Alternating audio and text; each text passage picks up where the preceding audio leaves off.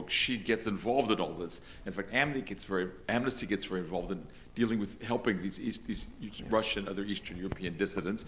And the next lecture, we're going to talk about the development of dissident culture in Czechoslovakia and in Młodzi Czechoslovakia, but a few other places, which grows directly out of the sort of politics and exchange of connecting with Helsinki. And that is important, if not actually bringing down communism and producing post-communist governments. Yeah. So it's important for what we've talked about, and it will be important for what we'll talk about next time.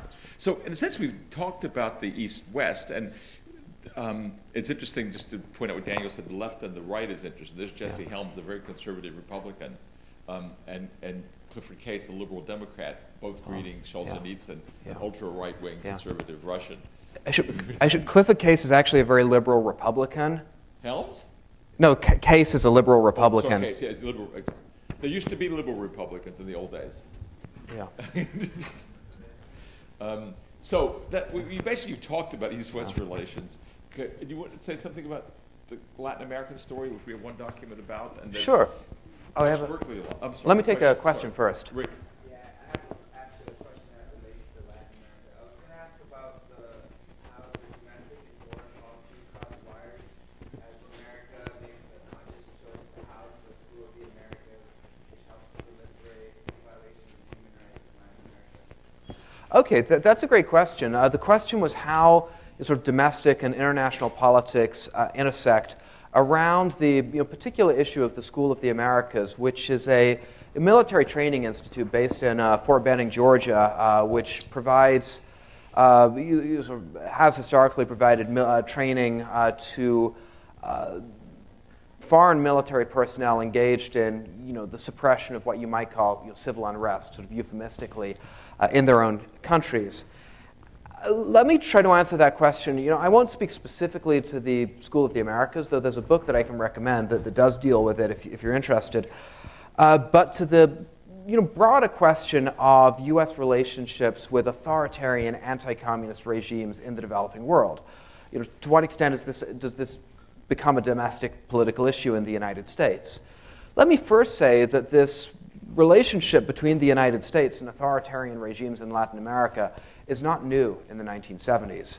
We could take the Cold War story back, for example, all the way back to 1954 in Guatemala, when the Eisenhower administration orchestrates a coup d'etat which deposes a democratically elected, mildly socialist government, which the Eisenhower administration mistakes for a communist government, with absolutely horrendous consequences for Guatemala. I mean, my own opinion, for what it's worth, is that what the Eisenhower administration sanctions in Guatemala is by far the worst thing that the United States does in Latin America during the entirety of the Cold War period. And it doesn't attract a whole lot of consternation back here at home in the United States. In part, that's because United Fruit, with substantial interest in Guatemala, pays for a very effective public relations campaign to discredit the Arbenz government. By the 1970s, things are a little bit different in terms of the domestic politics in the United States.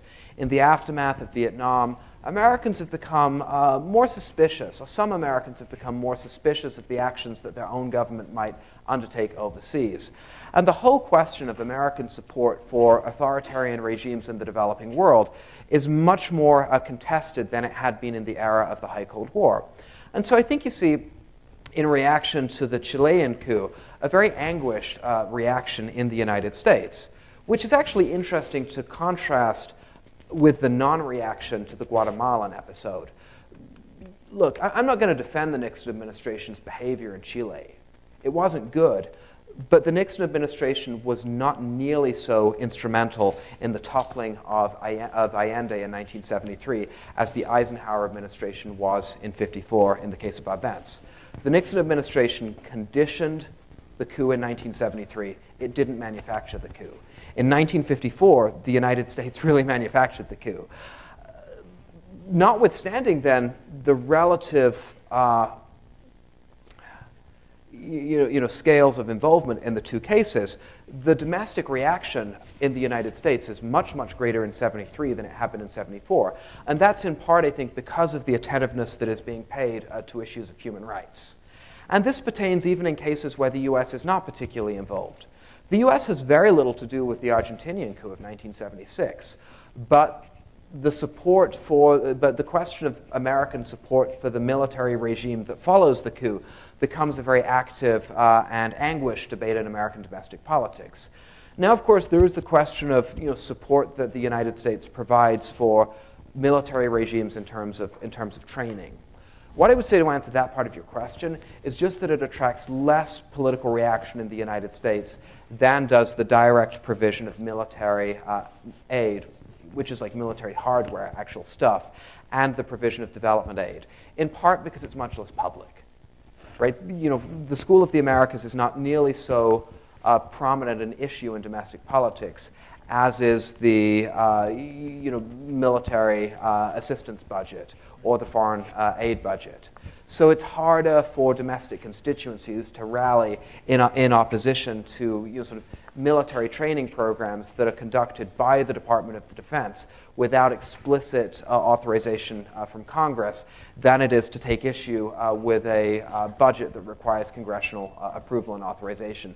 So the nature of the program has sort of important implications for how open it is to political contestation in the name of human rights. Well, can I ask you a conclusion? We don't get a chance to talk to China, but just in general, if you were to look over, just push forward the Kissinger-Carter debate, and would you say now that in a serious way, human rights politics is number one exigent in American foreign policy making, and number two, would you say that it actually is important in American policy making for the good? Okay, so I'm talking about the present now. Yes, I'm just asking you to move forward just to see where do we we move forward this debate that they read about. No, in no way is human rights the overriding concern for United States foreign policy today. I mean, the overriding concern for the Obama administration is, as it probably should be, the promotion and defense of the national interests of the United States in the world. Insofar as human rights can be a secondary objective, then the Obama administration seems to have made genuflections in that direction. But let me just invite you, by way of conclusion, to compare and contrast the approaches of the Obama administration and the administration that preceded it. Whereas Obama has been subtle, if not Kissingerian, on the human rights issue, George Bush, his predecessor, was very forthright in describing the promotion of human rights, the universal values of human rights, as the central focus of his foreign policy agenda.